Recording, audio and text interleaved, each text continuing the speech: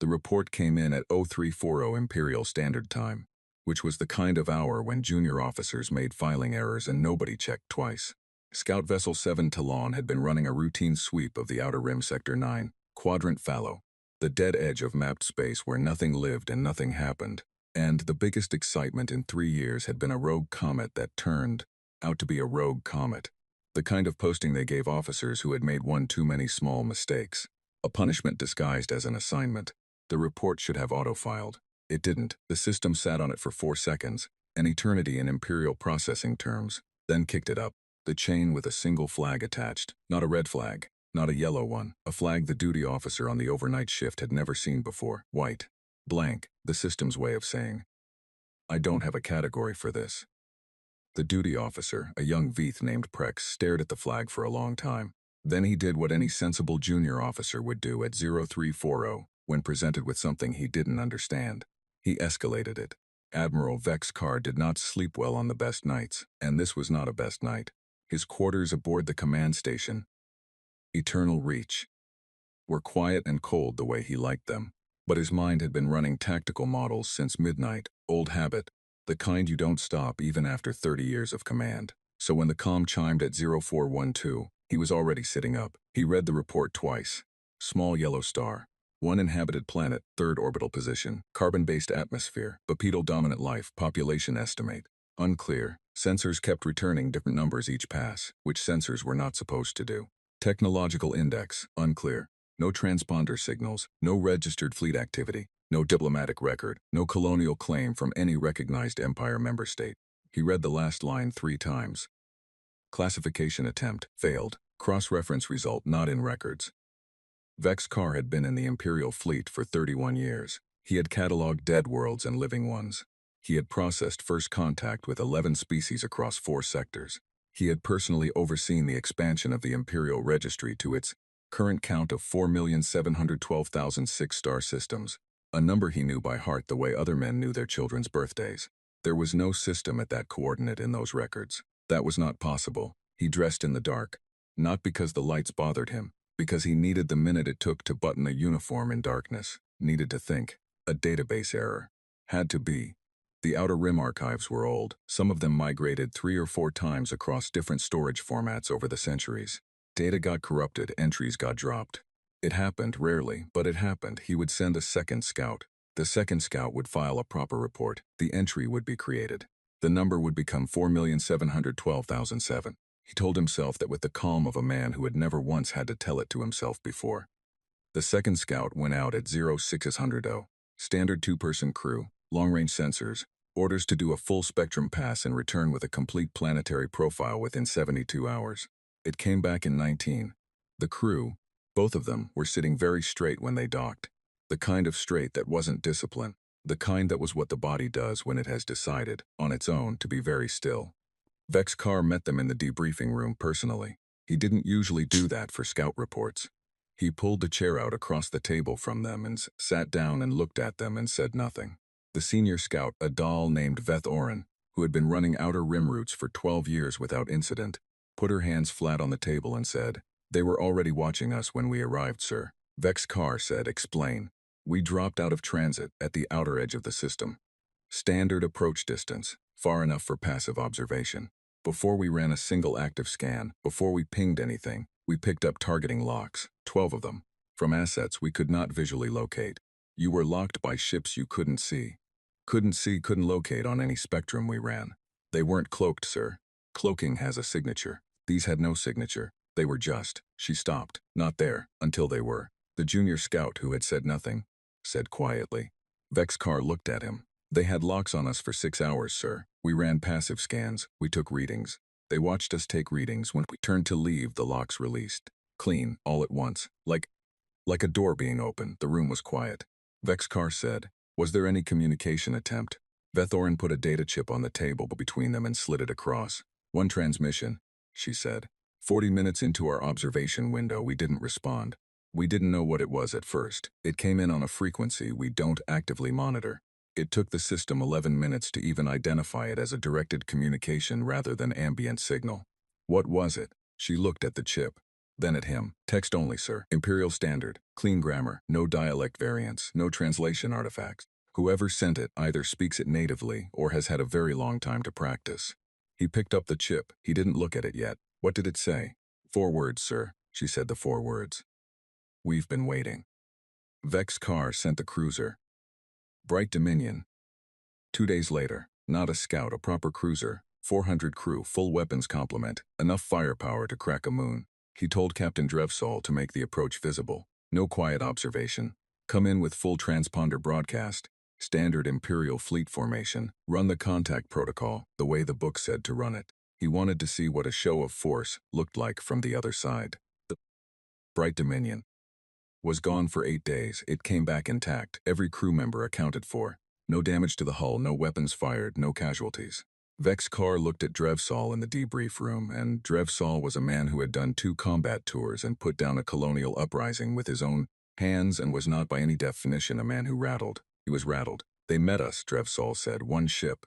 Came out to the edge of the system and just held position. No weapon signature, no shields up. Just sitting there in open space like they were waiting for a bus. What did they look like? The ship? Nothing in any registry. Long hull design, dark material, no visible propulsion ports. Which means either they're hiding the ports or the propulsion system is something we don't have a file on. Vex Carr kept his voice flat. And we ran the contact protocol. Hailed them on all standard frequencies. They responded on the first try, sir. Not after a delay, immediately. Like they had the protocol memorized. Drevsol paused. They might have the protocol memorized. What was said? They asked us to state our intentions. We gave the standard Imperial introduction, registry number, diplomatic designation, Empire representation. All of it. Another pause. They knew our registry number before we gave it. The room was very quiet again. Vex Carr was beginning to hate the quiet. They read back our registry number to us, Drevsol said. And then they asked, politely, sir, very politely, if we were there for the scheduled meeting or if this was an unplanned visit. The scheduled. We have no scheduled meeting with this system, sir. I checked. There is no system at those coordinates in any record. There is no scheduled meeting. There has never been a diplomatic exchange with. I know, Vex Carr said. Drevsol looked at him. I know there's no record, Vex Carr said. What else? Their lead diplomat came aboard, voluntarily. Asked permission first, waited for it to be granted, came across on her own shuttle. She sat in our conference room for 3 hours. She had tea. She was calm, sir. The kind of calm that made my senior staff feel like they were the ones being evaluated. He reached into his uniform pocket and put something on the table. A card. Small, pale material, not quite paper. On it, an Imperial Standard. A name and a title. Commander Yara Osei, Earth Diplomatic and Military Liaison. Earth. Vex Carr picked up the card. It was warm somehow, even though it had been in Drevsol's cold pocket for 8 days. She left that, Drevsol said. Said to give it to whoever was in charge of the investigation. Said, and I'm quoting directly here, sir. Tell them we're not hard to find. We just needed to know if they were ready to look. Vex Carr turned the card over. On the back, in very small letters, the same coordinate his scouts had first reported. The blank one. The one not in the records. And below it, one more line. We've known yours for a long time. That night, if you called it night, aboard a station that cycled artificial light on a 26-hour clock, Vex Carr stood at the viewport of his office and looked at the stars and did something he had not done in a very long time. He thought about what he didn't know. The Empire's power was information, not just military strength information. 4.7 million cataloged systems, thousands of species indexed, classified, ranked by development tier and threat assessment. The registry was not just a database, it was the Empire's proof of itself. You are known, therefore you exist in relation to us. You are ranked, therefore you are understood. You are understood, therefore you are manageable. A thing not in the records was not a thing. Except this thing had sent ships into Imperial space without triggering a single border sensor. Had placed targeting locks on Imperial scouts without any detectable technology. Had a diplomatic liaison who showed up aboard an Imperial cruiser and drank tea and left a business card like she was attending a trade fair. Had been waiting. His reflection in the viewport looked the same as always. Square jaw, the gray that had come in at his temples 3 years ago. The particular set of the eyes that officers under his command called the look among themselves. The expression that meant he had decided. Something in the deciding was already done. The reflection was lying to him. He hadn't decided anything. He didn't have enough pieces. He pulled up the original scout report on his desk terminal. Read it again. The part that kept snagging wasn't the missing records, that he could almost explain. Archival error, ancient data loss, fringe of map space. What he couldn't explain was the debris field, or rather, the absence of one. Every inhabited system the Empire had ever cataloged had a debris field. It was a byproduct of early-stage space activity, spent propulsion casing, dead satellites, the wreckage of test vehicles and failed launches, the accumulated litter of a species learning how to leave its own atmosphere. You could estimate a civilization's technological age within a century just by reading the density of its debris field. This system had none. Not thin, not sparse. None. Either this species had never had a space program, which did not match the ships that had locked onto his scouts, the shuttle that had docked with Bright Dominion, the diplomat who had crossed open space in a vessel that ran on something Imperial sensors couldn't read, or someone had cleaned it up. Every piece of it, deliberately. He stood at the viewport for a long time. The stars didn't move. They never did. That was the thing about them. You could build empires in the space between them, catalog every rock and gas cloud and spinning dead world, fill 7 million records with names and ranks and threat assessments. And something could still be sitting out there, in the space between the known things, watching the empire build, waiting. He picked up the card again. Earth. He had never heard that word before tonight. In 31 years of Imperial service across 4.7 million cataloged systems, he had never once encountered that word. It sat in his hand like a stone. He put it in his pocket, not in a file, not in a report, his pocket. Then he went to his desk and began writing the briefing that would wake up Imperial intelligence in the morning. And he chose his words very carefully, because some part of him, the part that had survived 31 years by knowing when the ground was changing, under his feet, understood that the way he wrote this briefing would matter, that things were moving, that they had been moving for a long time, and that he, Admiral Vexcar, senior fleet commander of the Galactic Empire, had not been the one to start them. Director Soranel had a rule about sleep. She slept 6 hours, not 5, not 7, 6 at the same time every night, in a room with no comm access and no terminals. She had kept that rule for 22 years because the work of Imperial intelligence was the kind of work that ate people who didn't have rules. She had watched it happen. Brilliant analysts who stopped sleeping, stopped eating right, stopped having anything in their lives that wasn't the work. They burned fast and they burned complete and then they were gone. And the work remained, indifferent, 6 hours every night. Vexcar's briefing arrived at 060 Road. She read it at 06001. She did not sleep again for 4 days. The intelligence archives were not in one place. That was by design, information distributed across 11 separate secure facilities, each one holding pieces, none of them holding the whole picture. To run a full cross-reference, you had to pull access from all 11 simultaneously, and the process left a record, and the record was reviewed. And the review meant that whatever you were looking for would eventually be known by people beyond yourself. Soranel pulled access from all 11 at 0700 and didn't care who reviewed it. She started with the astronomical records, not the current registry, the deep archive. Raw data going back 2,000 years, before the registry was the registry, back when the Empire was still 3 systems arguing about trade routes and the cataloging project was a single scholar with a telescope and a lot of optimism. She was looking for Earth. Or rather, she was looking for the hole where Earth should have been.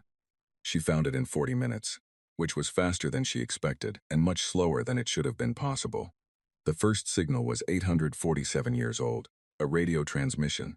Primitive technology, the kind of thing a pre-spaceflight species generates accidentally just by running electrical equipment and broadcasting entertainment signals into the atmosphere. The kind of thing that bleeds into space in all directions, like light from a window. You couldn't miss it with a functioning sensor array. The Imperial sensor array at the nearest relay station at that time had logged it, auto-flagged it, routed it to the contact assessment queue, where it sat for 6 weeks. Then it was reclassified. Origin, stellar interference, non-artificial, no action required.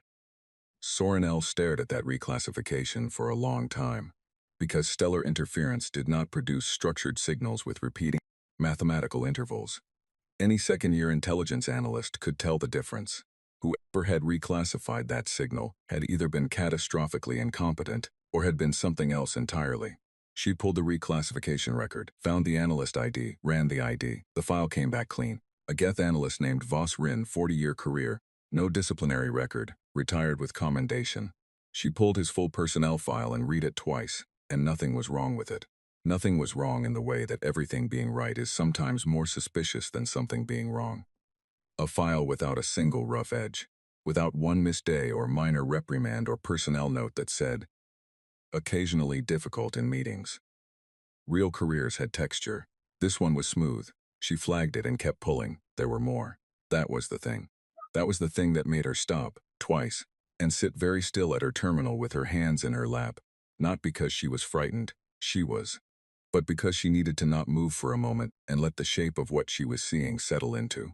Something she could hold. The signals came in waves. Not constant, spaced across centuries. The way a species' technological development actually progresses. Primitive radio, then more complex broadcasts, then something that read as early propulsion testing, then the electromagnetic signature of nuclear energy. Then, about 200 years ago, the first traces of what might have been early faster-than-light experiments.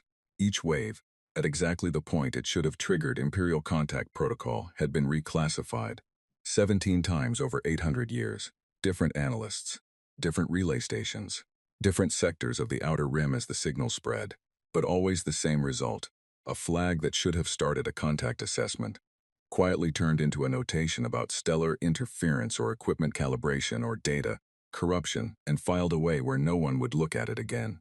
17 separate people across 8 centuries making the same quiet wrong call. That was not coincidence. Coincidence was one person, maybe two. Coincidence did not sustain itself across 17 instances and 800 years without breaking once, without a single analyst asking a question or raising a concern or leaving a note that said, something feels off about this. 17 people had seen Earth and 17 people had looked away. She pulled every personnel file, read all of them. Most were Geth, a few Dahl, 2 Veeth, long careers, clean records, unremarkable retirements. The smooth file pattern held across all of them. She lined them up on her secondary screen.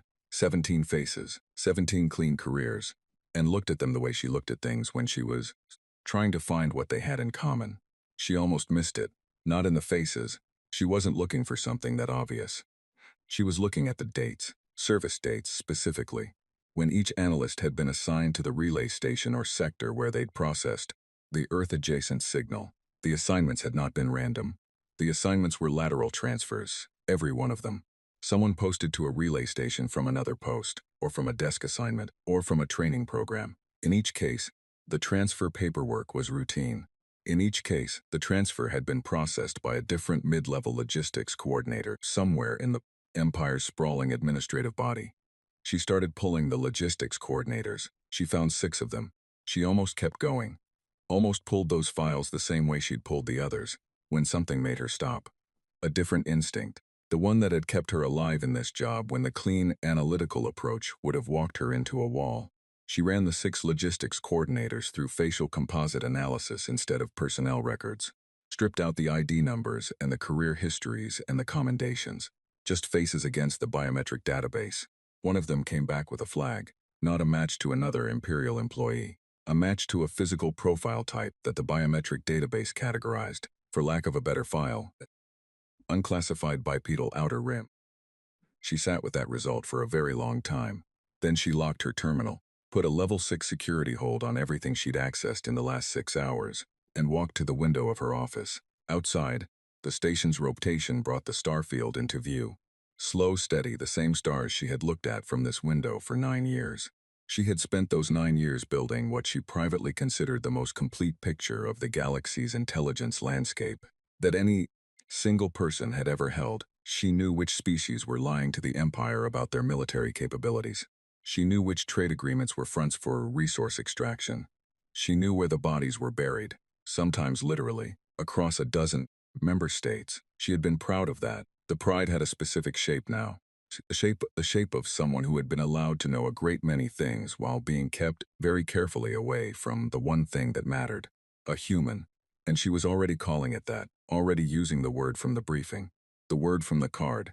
A human had sat in an Imperial logistics office somewhere and routed personnel transfers for the better part of a career, had put the right people in the right positions at the right moments, had turned 800 years of careful coverage into something so clean it looked like empty space. She thought about what that took. Not the intelligence, the patience, the willingness to move slowly, one small piece at a time, never rushing, never overcorrecting, trusting the process over decades and generations. The Empire moved fast. The Empire had always moved fast because speed was power, and power was the point. Something had been moving slowly right beside them, and they had never noticed because they weren't looking for slow. On Earth, though Sorenel would not know this, would not know any of it until much later, would reconstruct it afterward from records and testimony, the way you reconstruct a fire from the shape of the ash. General Dao Wei was eating breakfast, rice, plain, a habit from childhood that had survived 63 years and 2 careers and the particular exhaustion of being the man who knew the most about the longest plan anyone had ever made and could not tell anyone about it. His aide came in at 0730 with the morning brief. Satellite feeds, diplomatic traffic, the usual spread of information that told him what the Empire was doing and how fast they were doing it. He read the relevant line, looked at the date, put down his chopsticks. He had a bottle on the shelf above his desk, something amber, something old, something he had been given by his predecessor with instructions not to open it until the day the Empire finally looked. He took it down, poured 2 glasses, small ones, the kind you pour when you're marking something, not celebrating it. He drank one, left the other on the desk, looked at it for a moment. Then he picked up his comm and started making calls, and his voice was the same voice it always was, quiet, unhurried, a little tired, and everyone who received those calls understood that the next phase had begun. Back in her office, Sorenel pulled up a report template and stared at the blank header for a while. She knew what she had found. She knew what it meant. A network, patient, distributed, multi-generational, embedded inside the Empire's own administrative body, not espionage in the traditional sense. No stolen secrets, no sabotage systems, no assassinations, just a very long, very quiet act of misdirection. Look here, not there, file this wrong. Transfer that person. Let the machinery of a fork 7 million system empire process 1,000 routine tasks and never notice the one thing those tasks were designed to hide. She knew who she needed to tell. Vex Carr, the Praetor's office, the full council. She also knew that somewhere in the chain between herself and those destinations, there might be another smooth-filed employee with a face that didn't match their records. She had found one. She had found the coordinator because she ran composites instead of files. She had not run composites on anyone else. She had not run them on anyone in the current active intelligence staff. Had not run them on the Praetor's administrative office, or the fleet logistics corps, or the communications relay teams. She had found one. There might be more. She sat with that for a long time. Sat with the particular weight of being a woman who had spent her career knowing things, and now could not be certain that the tools she used to know, things were clean. Then she did what she always did when the problem was bigger than she could hold in one sitting. She broke it into pieces. First piece, the report, written carefully, specific facts, no speculation, no interpretation beyond what the data directly supported. She would write what she found and not what she thought it meant. Second piece, verification. Before she sent anything to anyone, she would run composites on every current employee with access to her report's distribution chain. If there were more smooth-faced logistics coordinators with unclassified bipedal profiles sitting in Imperial intelligence, she would find them before they found her report. Third piece, the question she was not ready to write down yet, but which was already sitting in the back of her mind waiting, the way difficult questions always waited. Not, how did this network exist? Not, how many of them are there? The real question, what were they waiting for? Because that was the thing about a network this patient, this careful, this committed to the long view. You didn't build something like this without knowing what the ending looked like. You didn't place people inside an empire for 800 years and keep that secret intact across generations without having a very clear picture of what all of it was for. The cover-up wasn't the plan, it was the preparation. And if the empire was only now noticing, only now looking, only now reading a card that said, "We've known yours for a long time," then the preparation was over.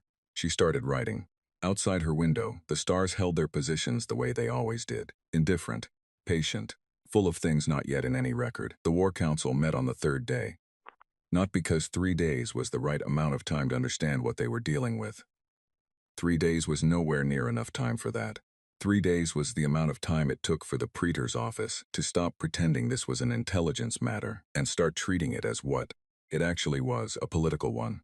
Praetor Maleth Un arrived last, the way he always did, not because he was late, because arriving last meant everyone was already seated when you walked in, and everyone already seated meant everyone already aware of who the room belonged to. 22 years of leading the empire had given him a very precise understanding of which small things communicated large truths, and the order of entry into a room was one of them. He sat, looked at the faces around the table. Vex Carr at his left, expression unreadable. Sorenelle at the far end, a data tablet face down in front of her, which meant she had things to say that she had not yet put in a formal report, which meant she was being careful, which meant she was more concerned than she was willing to write down. He noted that, filed it. Admiral, he said. Vex Carr stood and gave the summary cleanly, the way Vex Carr always did. No decoration, no cushioning, just the sequence of facts in the order they had occurred. The blank coordinate, the scouts, the cruiser, the card, the transmission. He put the card itself on the table at the end and left it there. The council looked at it. Nobody touched it. Malethune said, options. Vex Carr had 3. He laid them out the same way, clean, ordered, undecorated. First, diplomatic contact. Send a formal delegation. Establish communication through proper channels. Treat this as a standard first contact scenario. Acknowledge the anomaly in the records as an administrative oversight. Proceed as though the situation were normal. Second, blockade. Position a fleet at the system's edge. No engagement, no invasion, a show of presence. Force the other side to respond to Imperial terms rather than setting their own. Third, preemptive military action. The system had one inhabited planet. Imperial fleet strength in the region was sufficient. A Tier 3 conflict by every metric. Quick, manageable, low cost. The numbers were on the table. Fleet strength, estimated planetary population, projected engagement duration, resource expenditure. Clean columns of figures that turned a situation with no good answer into something that looked like arithmetic. Councillor Dreth Von, who had been running military appropriations for 11 years and thought in budgets, looked at the third column and said, the preemptive option is the most efficient use of. The numbers are wrong. Sorenelle said it without standing up, without raising her voice. The flat delivery of someone stating a fact they had already verified twice. The table looked at her. She picked up her tablet, turned it over, did not look at it. She had already memorized everything on it. The population estimate is based on atmospheric sensor readings and surface thermal signature mapping. Both of those methods assume the population is distributed the way populations are normally distributed. Concentrated in urban centers, stable, not moving. If a population is in active relocation, both methods return numbers that are too low by a significant margin. She paused. The fleet registry is based on transponder detection. Their ships do not carry transponders. Our registry does not reflect their actual fleet strength. It reflects the number of their ships we have been able to locate, which is a different number and probably a much smaller one. The table was quiet. Every figure in the third column, she said, is derived from data collection methods that this particular civilization appears to have specifically designed around. The numbers are not wrong by accident. They are wrong because we have been handed wrong numbers. Drethvon said, that's a significant claim without. I found 17 instances of deliberate signal misdirection going back 800 years, Sorenelle said. I found at least one human asset embedded in Imperial administration. I have not finished looking, which means there may be more, which means I cannot tell you with confidence that any data channel we use to compile these estimates is clean. She put the tablet down. The numbers are wrong. Malethune had been watching her. He looked at Vex Carr. Vex Carr's expression had shifted. Something behind the eyes that wasn't quite agreement and wasn't quite discomfort. Something that had been there since he'd walked in, Malethune realized. Something he had brought with him from 3 days of reading scout reports and holding a small, warm card in his pocket. The blockade, Malethune said. Option 2, we position, we observe, we do not engage. Sorenelle said nothing, which was its own kind of statement. The blockade fleet was 17 ships, enough to make the point clearly. Enough that no reasonable assessment of the situation would look at those 17 ships and see anything other than the full weight of Imperial intent. It took 4 days to position. On the 5th day, the fleet dropped out of transit at the edge of the system, and Admiral Vex Carr, watching from the command station via tight beam relay, received the first report from Fleet Captain Oriv Dayan within minutes of arrival. He read the report, read it again. Then he sat very still for a moment, his hands flat on his desk, and looked at nothing in particular. The planet was there. Third orbital position, yellow star, the coordinates that matched the blank record exactly. It was there. The atmosphere was intact. The landmasses were present. The oceans, the weather systems, the cloud cover, all of it there. The people were not. Captain Oriv Danon's voice on the relay was professionally steady in the way that people's voices are when they are working very hard at being professionally steady. We are reading no life signs on the planetary surface, she said. No concentrations of any scale. We have run 6 passes at multiple altitudes and the result is consistent. The surface is empty of its population. Vexcar said. The moon installation? Also empty. But sir, the installation is running. Fully powered, all systems active. Environmental controls maintaining habitable temperature and atmosphere throughout. The lights are on. A pause that lasted slightly too long. It looks occupied. Everything functions as though people just stepped out. There is prepared food in the facility's kitchen that is still warm. Vexcar closed his eyes, opened them. The ships? Gone, sir. We are detecting no vessels in the system. The ships that locked onto our scouts. The ship that escorted our cruiser, nothing. No transponder signal, no engine wash, no residual heat signatures. They left clean. How long ago? The pause this time was longer. Based on the food temperature, sir, we think within the last 6 hours. But that's not. She stopped. That's not possible. The population of this planet, based on everything we observed, was in the hundreds of millions. You cannot move hundreds of millions of people in 6 hours. You cannot move them in 6 days. The infrastructure required, the number of ships, the coordination, sir, this should have taken years. The relay hummed quietly. Vexcar said, what did the surface look like? Intact, completely. City standing, infrastructure in place, power grids still running. No signs of evacuation panic, no abandoned vehicles blocking roads. No crowding damage in transport hubs. The places where people waited to board transport, we could find them, sir. By the pattern of foot traffic in soft ground, by the arrangement of things left behind. They were orderly. They knew where to go, and they went there. They left their cities intact because, she stopped again. Because what, Captain? Because they plan to come back, sir. That's the only reason you leave a city intact, and the lights on when you're leaving. You leave it like that because you expect to return. Vexcar forwarded the report to Sorinel and the Praetor's office simultaneously. Sorinel's response came back in 8 minutes. I need more time. The Praetor's office took 4 hours. Then Malethune himself came on the relay, and his voice was the same voice it always was, composed, weighted, carrying the particular gravity of a man who had spent 22 years being the last word on every subject. Analysis, he said. Vexcar said. They knew we were coming. The blockade decision was made 4 days ago in a secured council chamber. They were moving before that, possibly before the council met at all, possibly before we positioned the first scout. Silence on the relay. They were watching the council chamber? I don't know, sir. What I know is that the timing is not coincidental. Another silence. Longer. Where are they? Unknown. The silence after that one was the longest. Vexcar could hear the shape of it. The Praetor processing what it meant for a population in the hundreds of millions to be, simply, unknown. To have stepped off a planet and into blank space and left no trail that 17 Imperial ships could find.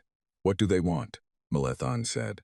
I think, Vexcar said carefully, that they want us to ask that question. The transmission came 40 minutes later.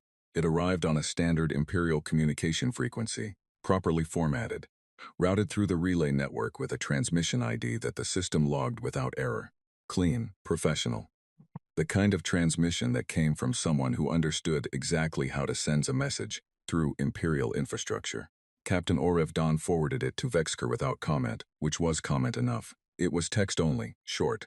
The sender ID listed a name he already knew. Commander Yara Ose, Earth Diplomatic and Military Liaison. And a set of coordinates. Deep space, outer rim, far from the empty planet and the lit-up moon and the cities with their power grids still running. Below the coordinates a time, 12 hours, and then 2 lines. Come if you want to understand. Don't if you'd rather keep guessing. Vexcar read it on his terminal. Then he walked to the viewport and stood there the way he had stood 3 days ago, looking at stars. Except now the stars were different. Now he knew that somewhere among them, moving through the dark on ships with no transponders and no engine signatures, were hundreds of millions of people who had rehearsed this, who had known their route and their timing and their role. Before the Empire had ever sent a single scout to look at them, he thought about what Oriv Dan had said. You leave it like that because you expect to return. Not fleeing, repositioning. He thought about the transmission, the tone of it, not threatening, not pleading, patient. The specific patience of someone who has been waiting a very long time and is now, finally, at the part of the plan where the waiting ends. He forwarded the transmission to Maleth Yoon with one line attached. Recommendation: attend. The Praetor's response came back in 20 minutes. Send a drone. Vexcar read that, put it down, picked it up again, read it again. Then he walked to his personal shuttle bay and told his pilot to plot the coordinates and did not send a second message to the Praetor's office, and did not ask for authorization, and did not think too long about what he was doing. Because if he thought too long about what he was doing, he would do the sensible thing instead of the necessary one. The shuttle launched at 0300.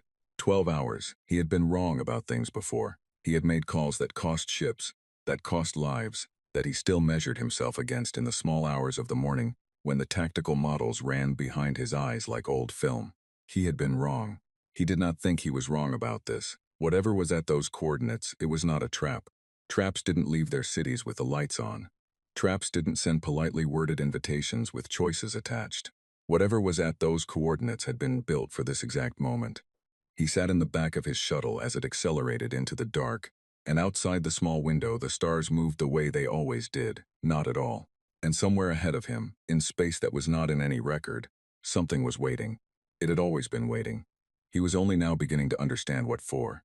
The station had no business being there. That was the first thing Vexcar thought when it came into view, not, "What is that?" or, "How large is it?" but the simple structural wrongness of its existence in this particular patch of space. The outer rim was old dark and empty dark, and the kind of dark that had been dark since before the Empire had a name for itself. Nothing was built out here. Nothing had reason to be. The station was built out here. It was large. Not in the way Imperial stations were large. Not the aggressive bulk of military engineering. Not the sprawl of a trade hub. Large the way old things were large. Like it had been here long enough to settle into the space around it. The material of its hull was dark. Not the dark of absence, but the dark of something that had absorbed a great deal of light over a very long time. It had no visible weapons ports, no defensive array, no fleet of escort ships holding position around it. It sat in the black like it had nothing to prove. Vexcar's pilot brought the shuttle in slow, which was the right call. There was a docking signal broadcasting on a frequency the shuttle's system recognized. Imperial Standard, again, that small detail that kept sitting wrong. And a docking bay that opened as they approached as though they had been expected, which they had been, which Vexcar was starting to understand, was going to keep being true about everything. They docked. The bay was clean and warm and lit with a soft light that wasn't quite like Imperial station lighting. Warmer, somehow, less clinical. There was gravity, properly calibrated. There was air, properly mixed. Both of which meant this station had been built with Imperial physiology in mind or had been adjusted for it, either of which was its own kind of statement. He stepped out of the shuttle. Sorenelle was already there. She was standing at the bay entrance with her arms at her sides and her face doing something it almost never did. Nothing. Not composed. Not calculating. Just present. She looked at him the way people look at each other when they have separately arrived at the same place by different roads, and the coincidence of it is not quite funny. "The Praetor sent you too," he said. "The Praetor sent a drone," she said. "I came myself." He looked at her. "I've been looking for embedded assets for 3 days," she said. "I found 3 more. I don't know how many I haven't found yet. I needed to understand what we're dealing with before I put anything else in writing." She paused. "Also, the drone would have been a mistake." "I know," he said. They went in together. The first corridor was plain. Dark walls, soft light, the particular quiet of a large space with good acoustic absorption. Vexcar walked and said nothing, and Sorenelle walked beside him and said nothing, and the corridor opened into the first room, and they both stopped. It was a hall, wide enough that the far walls were slightly soft with distance, high-ceilinged. The light came from sources that weren't visible, distributed even, like daylight without a sun. Along both walls, cases, floor to ceiling, behind the cases objects, documents, images, things he didn't recognize yet and things he did. He recognized them because they were Imperial. That was the second wrong thing. After the station's existence, the objects in the cases were Imperial weapons, Imperial insignia, Imperial administrative documents in the specific format the Empire had used during its first expansion period, 400 years ago. Artifacts from the Veeth annexation, a flag from the Dahl consolidation, a treaty document with a burn mark along one edge, the same burn mark that appeared in historical records of the outer colony disputes, because one of the signing parties had tried to destroy their copy before it could be enforced. He had read about that treaty in his first year at the Imperial Academy. It had been presented to him as a story about the importance of ironclad documentation. The original was in a case 6 feet from his left hand. He kept walking. Because walking felt like the only appropriate response to a room that kept producing things that had no right to be here. The hall divided. One wing to the left, a label above the entrance in 3 languages. Imperial Standard first, then 2 he didn't recognize. He read the Imperial Standard. The Veeth. He knew what the Veeth were, everybody knew. A species from the Inner Rim, early in the Empire's expansion. They had resisted annexation. There had been a conflict. The conflict had been resolved. That was how history books described it. The conflict was resolved. He had always understood, in the way that adults understood things they had been children when they were taught. That resolve was doing significant work in that sentence. He walked into the Veeth wing. There were testimonies, printed, physical, mounted behind glass, in Veeth script, which he couldn't read, but with Imperial Standard translations below each one. He read 3, stopped reading. Not because they were difficult to read.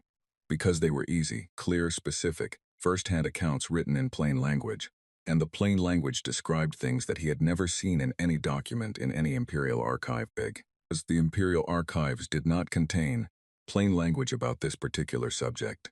The conflict had not been resolved. The Veeth had been destroyed, not annexed, not absorbed, destroyed, systematically and completely, over a period of 11 years, and then removed from the record, with the same patient thoroughness that someone had used to remove Earth from the record, except this time the thoroughness had been Imperial, and what was being removed was not a secret to protect but a shame to bury.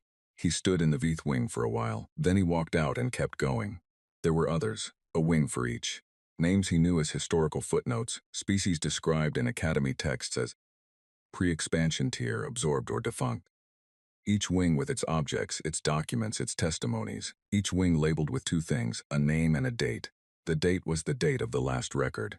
Soranel walked beside him through all of it. She didn't speak. She was doing what she always did, taking it in, filing it, building the picture. But her pace had slowed since the 3rd wing. And once, just once, she stopped completely in front of a mounted photograph. A large one, taking up most of one wall.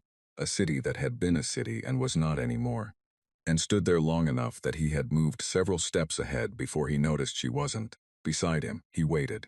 She caught up, said nothing, kept walking. He didn't say anything either. Some things didn't need to be named. At the end of the museum there was a final wing. No label above the entrance. He almost walked past it before he noticed the absence of a label where every other wing had one. He went in. Empty cases, clean floors. The same soft light as everywhere else. The display cases were the right size, mounted at the right heights. Arranged in the same configuration as the other wings. Everything prepared, everything ready, waiting for contents that had not yet been placed. He counted the cases. He stopped counting. Enough, Soranel said from behind him. Her voice was completely level, the kind of level that required effort. He turned. She was looking at the cases too. Then she sat down on the floor. Not collapsed, not distress in the dramatic sense. She just sat down cross-legged, in the middle of the empty wing and looked at the empty cases. And stayed very still. He didn't tell her to stand up. He stood beside her and looked at the same cases and tried to do the same math she was doing, and arrived at the same place. There was a right number of cases. The number was not random. You're counting wrong. The voice came from behind them, quiet, unhurried, an old man's voice, not weak, just worn, the way wood wears to smoothness over time. Vex's car turned. He was shorter than expected, older than expected. He wore plain clothes, no uniform, no insignia. He had the kind of face that had once been sharp and had gone soft at the edges, without going soft underneath, if that distinction meant anything, and somehow it did. He was carrying a thermos and 2 cups and he looked completely like someone who had been expecting visitors for a while and was glad they had finally arrived. The cases aren't a count of individuals, the old man said. He set the cups down on the floor near Soranel, just put them there, without ceremony, without asking, and poured from the thermos. The smell of it reached Vex's car before he could name it. Something warm. Something he didn't have a word for. Their account of something else. I won't tell you what. You'll figure it out. He poured a 3rd cup and held it out to Vex's car. Vex's car looked at the cup, looked at the man. General Dowway, the man said. Not as an introduction. As a clarification. As if Vex's car might have been wondering what to call him and deserved the answer. Vex's car took the cup. Sat down. He did not know why he sat down. He had not made a decision to sit down. His body had simply arrived at the floor, and that had been that, and he was not the kind of man that happened to. And yet here he was, sitting on the floor of an empty museum wing at the edge of mapped space, holding a warm cup of something, and next to him Sorenelle was holding her own cup and looking at Dao Wei with the expression she reserved for intelligence sources who had more than she expected. Dao Wei sat across from them, old knees, slow descent. He settled and looked at the empty cases the way they had been looking at them. Not with satisfaction, not with threat, with something more like tiredness. "How long has this station been here?" Sorenelle asked. "The first section was built 340 years ago," Dao Wei said. "We've added to it since." "The first section," she said, "meaning this wing." "No," he said, "this wing is new, relatively." He looked at the empty cases. "We hoped we wouldn't need it." The room was quiet for a while. Vex Carr looked at his cup, drank from it. He didn't ask what it was. It was warm, and it was slightly bitter. And it was the first thing he'd had since leaving the station that his body processed as food rather than fuel. "You built this for us," he said. "Not a question. The museum, you built it to show us. We built it to remember," Dao Wei said. "Showing you is secondary." He turned the cup in his hands. "We've shown it to others, quietly, over the years. Species that were deciding whether to align with the Empire or find other arrangements. We don't tell them what to decide. We just show them the record. How many species have seen this?" Dao Wei looked at him with something that might have been the beginning of a smile. "Enough," Sorenelle said. "The transmission. We've been waiting." "What were you waiting for?" The old man was quiet for a moment. Not because he didn't have the answer, because he was deciding how much of it to give. "We were waiting," he said, "for you to be ready to look." He looked at Vex Carr. "You came without authorization. That matters. That's a person choosing to know something instead of being told what to know. We needed to know if the Empire could still produce people like that. And if we couldn't, then the empty wing would have a label," Dao Wei said. "Very simply, and a date." The room held that. Vex Carr did not look at the cases. He looked at the old man, at the tiredness in him, not defeat, not satisfaction. The tiredness of someone who has carried a thing for a very long time, and is now, finally, at the part where someone else knows about the weight. "We never wanted a war," Dao Wei said. "We wanted you to choose not to have one." He picked up his thermos. "That's still what we want. And if the Praetor doesn't choose that..." Dao Wei poured himself more tea. Didn't answer immediately. Looked at his cup. "Then the record will be complete," he said. Outside the viewport at the far end of the wing, space was the same as it always was. Dark, indifferent, patient. The stars holding their positions across distances too large to mean anything and too large to ignore. And somewhere among them, hundreds of millions of people on ships without transponders moving through the black, waiting to go home. Vex Carr drank his tea. He thought about the Veith wing. The photograph Sorenelle had stopped in front of. The burn mark on the treaty document. He thought about the empty cases and what they were counting. He finished the cup and put it down carefully, and looked at this tired old man from a planet not in any record, and understood, in the specific way that understanding arrives when it is too late to be comfortable, that this conversation was not the plan. This conversation was the mercy built into the plan. The plan didn't require him to understand. He was here because they had hoped he might. Malethune had not slept either. Not in the disciplined way. Sorenelle didn't sleep. Not because the work demanded it. Because the particular machinery of his mind, the one that had run the Empire for 22 years on a combination of information control and political timing, had stopped producing clean outputs and was producing noise instead. The same fragment cycling, an empty planet, a lit-up moon, a card on a table that nobody touched, a transmission with 2 sentences and a choice built into them. "Come if you want to understand." He had not come. He had sent a drone. The drone had arrived at the coordinates and found the station and begun its passive scan, and then its feed had cut out, not destroyed, not jammed. The drone had simply turned around and come home, its mission subroutines intact, its sensors intact, every system green.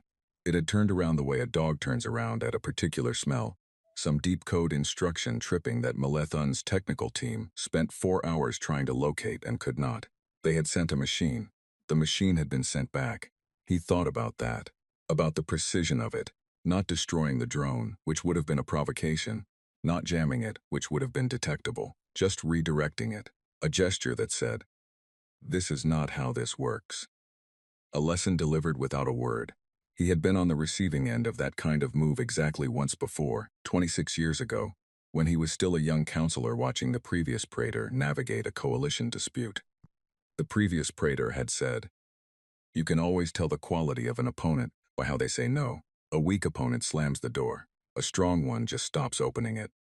He pushed the thought away. He pulled up the military assessment instead. Fleet position, weapon status, Earth's coordinates still active on the targeting overlay. The planet was empty. They knew it was empty. Dawn had confirmed it 6 ways, but the targeting overlay didn't know what empty meant. It knew coordinates and yield calculations and projected damage assessments. The numbers were clean. That was the problem. Sorinel had told him the numbers were wrong. But she wasn't here to tell him again, because she had gone to the coordinates herself, disobeying a direct instruction, sitting somewhere at the edge of map space with a man not in any record. And Vex Carr was there too, his 2 most reliable people, at the table he hadn't been willing to sit at, leaving him with the numbers. Counselor Dreth Vaughn came in at 0800 and put a fresh assessment on the desk and said the window for a show of force strike was narrowing. That waiting longer sent a signal of its own, that the Empire's allied states were watching, and the watching had a cost. Melithon looked at the assessment. The numbers were still clean. He approved the strike. Orev Dan received the order aboard the Bright Dominion, and read it twice, and then set it down on the console in front of her, and looked at it with an expression her bridge crew did not see, because she had turned her chair slightly away from them to read it. She thought about the transmission, the 2 sentences, the choice. She thought about the warm food in the Moon Installation's kitchen, and the foot traffic patterns in soft ground at the transport hubs, orderly lines going in one direction, nobody running. She thought about what Vex Carr had said before he left. Whatever is at those coordinates had been built for this exact moment. She picked up the order and authorized it and gave the command, because she was a captain of the Imperial fleet and she had taken an oath and she had not yet arrived at the place Vex Carr had arrived at when he walked to his shuttle bay at 0300. She was not sure she would ever forgive herself for that. She gave the command. 17 ships opened fire on an empty planet. The volley was full yield. Every weapons platform on all 17 ships, firing in coordinated sequence the way the Imperial fleet had been drilling for 300 years. Overlapping strike patterns, maximum coverage, the kind of coordinated firepower that had ended civilizations and broken moons, and turned the tide of every serious conflict the Empire had faced. Since its first expansion, it hit Earth, and Earth did something with it. The first indication was the light, not the expected light of surface detonations. That was there, briefly, the initial impact bloom, but something else, rising from beneath. From the crust itself, a grid of illumination spreading outward from every impact point simultaneously, like a network waking up, like something buried very deep and very deliberately, receiving exactly what it had been designed to receive. The weapons fire went in. The grid took it, not deflection, not reflection. The energy didn't bounce, it was pulled, drawn down into the surface along channels that the fleet's sensors were only now detecting because they were only now active. A latticework of some material running through the top kilometer of Earth's crust like roots, like veins, like the infrastructure of something that had been growing underground for 30 years, while its architects went about their surface lives above it. The planet ate the fire, all of it. Orev Dawn watched the sensor readings and did not speak, and her bridge crew did not speak, and the silence on the Bright Dominion had a specific texture, not the silence of waiting, not the silence of shock, but the silence of people who have just understood that the thing they were doing was never going to do what they thought it was going to do, and had in fact been anticipated and planned for and prepared against, and that the preparation was 30 years old. The planet glowed. Every impact site, every grid node, pulsing with the energy it had just absorbed, the whole surface lit from beneath like a thing that was alive, which it was in a way, in the way that anything becomes alive when given enough intention and enough time. Then it stopped. The light went out. Clean all at once.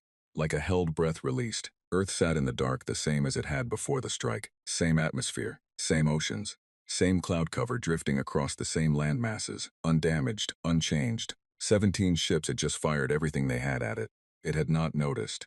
Melethun received Orev Dawn's report 18 minutes after the strike. He read it. He read the sensor data attached to it, the grid readings, the energy absorption calculations, the post-strike surface assessment. He read the number at the bottom, the yield of the combined strike, expressed in a unit that had always before been followed by the word destruction. And he read what that yield had produced, which was nothing, and he sat with that for a while. He had approved the strike as a show of force. The show of force had demonstrated, with complete precision, that force was a thing he did not have. Not because the Empire was weak. The Empire was not weak. The Empire had the most powerful fleet in known space and had just fired it at a planet. The planet had eaten it. He stood up, walked to his viewport. The station's rotation was bringing the starfield into view, the same stars, the same indifferent dark, and out there somewhere Vex Carr and Soren L. were sitting in a museum they hadn't built, drinking tea with a man not in any record, understanding things he had chosen not to go and understand. He had sent a drone, he thought, with a clarity that arrived too late and too completely. That was the test. The choice was the test. Not the coordinates, not the museum. The choice. Come or don't, understand or don't. And I sent a drone. His comm chimed, 14 signals, simultaneous near enough. He knew the origin codes before he opened them, 14 allied states, 14 independent species, who maintained relationships with the Empire that were called partnerships and were actually a more comfortable word for deference. 14 species who received imperial protection in exchange for imperial access to their resources and their trade routes and their political support in the Galactic Councils. He opened the first one. It was short, diplomatically worded, the way things that have already been decided are diplomatically worded, the language of a choice communicated rather than discussed. The Vithran Collective was suspending its trade agreement with the Empire pending review. No hostility, no alliance broken, just, we are stepping back. He opened the second, the third. He stopped opening them after 7 because they were all the same message in different, diplomatic language, and he understood the shape of what was happening. They had been watching, not just today, not just the strike. The 14 observer ships. He had known about them. Soren L. had flagged possible observer presence in her last report before she left had been positioned before the blockade fleet arrived. They had watched the empty planet, the lit moon, the orderly departure of a civilization that knew exactly where it was going. They had watched 17 Imperial ships fire on an empty world, and now they were stepping back, one by one, quietly, the way you step away from something you have decided you don't want to be associated with, not dramatically, not with declarations, just distance measured, polite, irreversible. Maleth Un stood at his viewport and watched the starfield and understood what he was feeling only because he had felt it once before, a long time ago. Before the career in the office and the 22 years of being the last word on every subject. He had felt it as a child, the one time he had been caught in a lie, not a small lie, a significant one, the kind that a child tells because they can't yet see how large the thing they're lying about actually is. He had felt the particular exposure of it, the moment when the lie stops working and what's underneath it is visible. He was the most powerful political figure in the known galaxy. He felt exactly like that child. The transmission from Commander Osi began broadcasting 40 minutes after the strike. It went out on every standard galactic communication frequency simultaneously, which meant it had been pre-recorded and pre-scheduled, which meant she had known the strike was coming, which at this point surprised no one who was paying attention. It was not a declaration of war. It was not a list of demands. It was the museum, all of it, the records, the testimonies, the wings with their labels and their dates, the artifacts in their cases. The photograph of the city that had been a city. Everything documented and compressed and transmitted in a format that any species with basic receiver technology could access and read in their own language, because the translation matrix had been prepared in advance for all of them. And at the end, before the footage of Earth absorbing the strike, which was there, clean sensor footage, unedited, the grid lighting up and the planet glowing and going dark again undamaged, at the end there was a single text frame. One question. What kind of galaxy do you want to live in? No signature, no demand, no deadline, just the question sitting in the broadcast the way the empty museum wing sat in the station, prepared, patient, waiting for whoever was ready to answer it. Vex Carr and Soren L. heard the broadcast on their shuttle on the way back. They listened to all of it. Neither of them spoke during it. When it ended, Soren L. turned the audio off and they sat in the quiet of transit for a while. The shuttle moving through the dark toward a command station that was going to be a different place than it had been when they left it. He struck, Vex Carr said. Not a question. Yes, she said. He looked out the small viewport. Stars that didn't move, the Allied states. Stepping back, she said. I'd expect most of them within the week. He nodded slowly. Not the nod of someone surprised.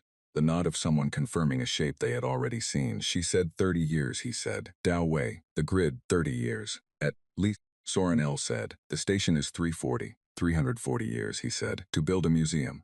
to place people inside our administration, to clean up a debris field and hide a civilization in plain sight and install an energy grid in a planet's crust. He paused, and we fired at it. Sorinel said nothing for a moment. Then, we were given the choice not to.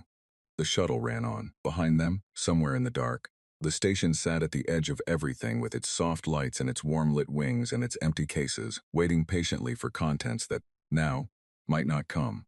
Dao Wei had refilled the cups before they left, had not walked them out, had stayed sitting, cross-legged, looking at the empty wing with his thermos in his lap.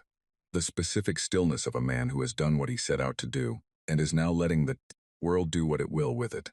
He had not said goodbye, he had said, "Give it time." On Earth, and people were already going back. The lights that had never gone off now joined by the lights of returning ships. Cities breathing back to life the way cities do when the people who belong to them come home. Commander Yara Ose sat in a transport bay and watched the feeds, the Allied states, the broadcast, the 17 Imperial ships sitting in orbit around an undamaged planet with their targeting systems, dark, waiting for orders that were not coming because the man who gave orders was standing at a viewport somewhere understanding something that couldn't be ununderstood. She had a cup of something too, not Dao tea, her own, something from home. She drank it and watched the feeds, and her face was the face of someone who is not surprised and is not celebrating. Because the people who make the long plans are never surprised when they work, and never quite able to celebrate them either. The plan working was not the point. The plan working meant the worst thing hadn't happened. That wasn't joy. That was relief, which was a different and quieter thing. Her comm showed a message from Dao Wei, 3 words. Lights are on. She looked at the feet of Earth. The cities coming back, the grid still faintly warm in the crust beneath them. The ships settling into landing patterns with the practiced ease of people who had rehearsed the return trip the same number of times they had rehearsed the departure. She typed back 2 words. Coming home. The final strike had not been the grid eating the Empire's weapons fire. The final strike had been 30 years ago, when the first load of material went into the ground and the first parameter was set, and the first decision was made to build something that said, "We will not fight you with fire. We will make fire irrelevant." It had been 340 years ago, when the first wing of the museum was built and someone had decided that memory was the only weapon that mattered in the end. Not the memory of your own history, but the capacity to hold the history of others, to refuse to let it disappear the way the Empire disappeared things it didn't want remembered. It had been 800 years ago, when the first quiet hand had quietly misfiled the first quiet report, and a civilization had looked at the largest empire in the known galaxy and decided. Not yet, not like this. We will wait until we are ready. We will wait until they are ready. We will wait until the choice is real. The Empire would not fall today. Empires didn't fall in a day. They contracted, they reassessed, they reformed or they didn't, and the galaxy watched either way, and the record was kept either way. The empty wing remained empty. The question remained in the broadcast, patient as everything else had been patient, waiting for the galaxy to answer it in the only way that mattered, not in words but in the slow accumulation of choices made by people who had been shown, finally clearly, without cruelty, what the record actually said. The lights were on. The people were coming home. The stars held their positions the way they always did, and always would, full of things not yet in any record, patient in the way that only very large and very old things can be patient. Not because patience is easy, but because they have learned, over a very long time, that it is the only thing that lasts.